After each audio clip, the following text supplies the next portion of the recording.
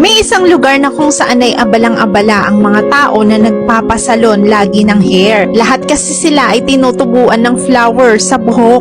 Pero kakaiba si Matt dahil mga branches ang tumutubo sa kanyang ulo. Isang araw ay nakabangga niya ang magandang si Sarah. Pero habang siya ay naglalakad, nakita niya na si Sarah ay famous pala. Siya ay owner ng mamahaling salon. Kaya naman naisipan niyang pumasok dito at magpa-makeover ng hair. Pero pagkatapos ng ilang oras ay mas lalong lumala ang tumubo sa kanyang ulo. Kaya naman dali-dali siyang pumunta rin sa mamahaling barbershop para ipa-repair ang buhok niya. Isang araw ay may nag-pop sa shoulder niya. Yun pala si Sarah. May inabot na book si Sarah sa kanya. Isusoli sana ito ni Matt pero sabi ni Sarah ay may ipapakita siya dito. Yung pala ay bald din si Sarah. Pareho pala sila ni Matt na mayroong kakaiba sa kanilang ulo.